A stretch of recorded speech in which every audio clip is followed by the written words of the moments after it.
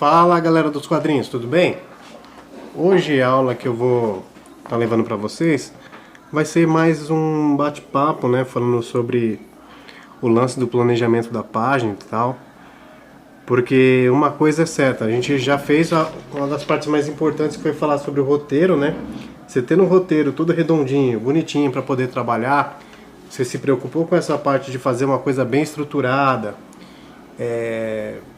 da sua história, de como vão ser as cenas, né?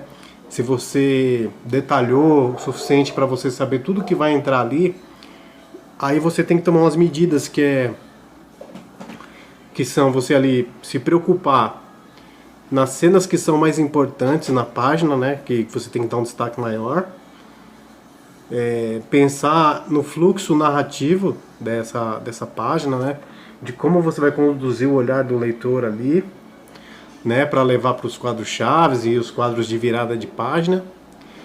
E também outra coisa importante é, de acordo com o seu roteiro, você ter a preocupação de buscar as referências necessárias para fazer a sua história, seja de localização, seja de vestuário, né? Às vezes tem pessoas que acabam usando até fotografias de posições de personagem para poder fazer a história, né?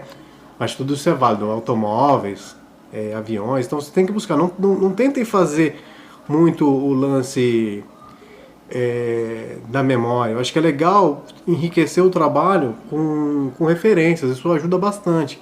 Por mais que você já saiba desenhar e tudo mais, né, já desenhe bem, é legal tá buscando a referência para enriquecer o seu trabalho, porque o que acontece? Tem muito artista bom aí hoje no mercado, fazendo um trabalho excepcional aí, que ele usa muita referência, cara. Então o mercado mudou bastante em relação a isso. Não que você não possa fazer um trabalho mais simples, mas mesmo assim precisa ter um estudo, né? Vai desenhar um animal, vamos supor, vai desenhar um cachorro. O desenho do cachorro tem que parecer que é um cachorro, tem que ser convincente, né? O leitor ele tem que ser convencido que aquilo que você está mostrando realmente são cenas ali que, vamos supor, se é uma história de cotidiano, que realmente aquilo possa acontecer, né?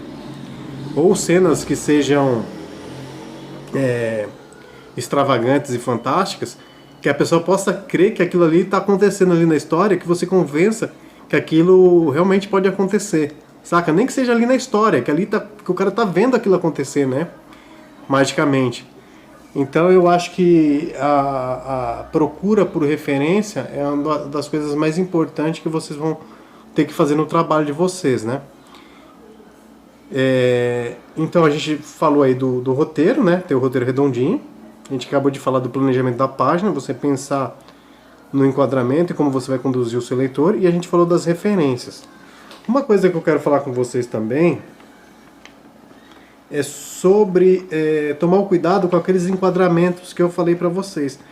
A gente falou nas aulas anteriores aí sobre vários enquadramentos diferentes, outras maneiras de você mostrar para o leitor. Existem muitas outras, né, que você pode estar usando ali. Aquelas foram só algumas dicas que eu dei. Mais para frente eu vou falar um pouco mais sobre outras, né? Mas o importante é você saber quando usar e como usar aquilo, né? E também tomar cuidado para não ser uma coisa recorrente você usar cenas de cortes o tempo inteiro, né? Muita cena de página inteira. Tem que tomar cuidado com isso, porque pode tornar o seu quadrinho meio maçante. Eu acho que assim, você tem que saber a importância do quadro que você vai usar, né? Porque aquele enquadramento que você vai usar que é específico, ele sempre é uma arma, pô, que o cara tá usando ali porque realmente é uma coisa importante pro quadrinho dele, entendeu? Então não tem pra onde correr, tem que tomar cuidado na hora de estar usando isso, tá? A próxima aula eu vou falar com vocês sobre ângulos de enquadramento. Isso vai ajudar também um pouquinho a vocês a pensarem como construir esse enquadramento. Mas isso também é uma outra coisa que vocês vão ter que usar com sabedoria, né? Para momentos dramáticos, né? E psicológicos que você vai causar no seu leitor. Então a gente tem que tomar um certo cuidado para não usar excessivamente esse tipo de recurso e transformar a nossa história numa história chata, né? O cara perder o desinteresse ali de acompanhar a sua história até o final, tá? Então o planejamento narrativo aí é uma coisa muito importante, ela tem que ser sempre levada em consideração para você entregar um trabalho de literatura, né, gráfico, que vai ajudar a segurar o seu leitor de uma maneira que ele consiga ir até o final e entender a sua história, né? Então, tomar cuidado com o fluxo narrativo para não deixar confuso, né? O enquadramento ele é muito importante para isso. Eu já peguei quadrinhos, caras, onde eu vi que o cara precisava colocar seta para indicar a leitura do leitor. E assim, é meio estranho falar disso. Não que o cara tá errado, é que assim, às vezes, para ele passar aquela ideia que o roteiro tinha que passar, ele foi obrigado a fazer aquilo. Mas existe essa diferença, né? Porque ele pegou o roteiro escrito por uma outra pessoa. E é complicado às vezes a gente fazer o que está na cabeça de uma pessoa da maneira que precisa para realmente fazer sentido. E quando a gente faz o nosso próprio roteiro, acaba sendo um pouco mais fácil, né? Então tem que estar sempre treinando esse tipo de coisa, leitura, tá sempre lendo, tá sempre buscando informação, tá sempre buscando referências. Quando eu falo referências, não precisa ser referências só visuais, não. Eu acho que é referências de cunho científico, né? Pro gestual do desenho também. Eu acho que é importante você buscar referências também para sua escrita, né? Porque tipo, cada escrita é diferente uma da outra, né? A gente tem ali uma história de terror, uma história de comédia, uma história de ficção científica ou qualquer outra. Tudo ali tem um tom, tudo ali tem um peso, né? Então quando a gente também vai brincar com a história, a gente tem que saber o tom das palavras, né? Como a gente vai levar isso na história, né? As cenas, as descrições das cenas, e o desenhista também ter essa sensibilidade para entender que o desenho dele também precisa levar essa atmosfera para o leitor, né? Apresentar isso para ele. Então, são coisas que a gente tem que tá observando e tá exercitando, né? Às vezes eu fico cobrando de vocês lição de casa, outras coisas, mas é porque eu preciso ver se vocês estão exercitando, se vocês estão fazendo. Eu não sei como é que tá isso aí. Então existe essa importância de estar exercitando, tá? Eu vou falar agora uma coisa importante, eu vou pegar um lápis agora para desenhar. Mas um pouquinho antes disso, só para finalizar essa parte do planejamento narrativo aqui da página, quando você vai fazer o seu desenho, uma coisa interessante é você deixar os balões já pré-marcados, né, para você saber onde vai entrar o roteiro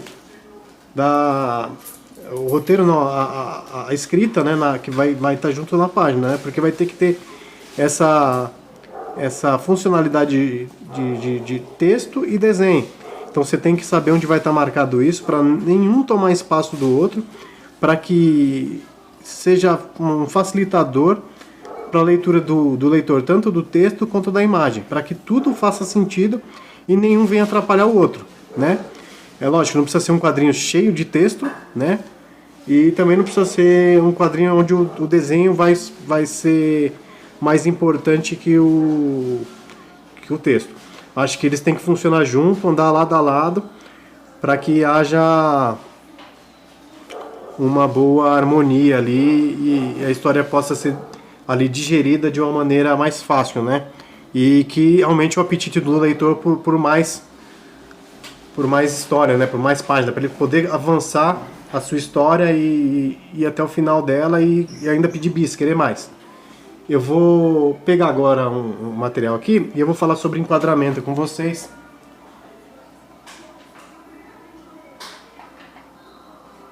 Que eu acho que é um exercício legal de fazer, tá?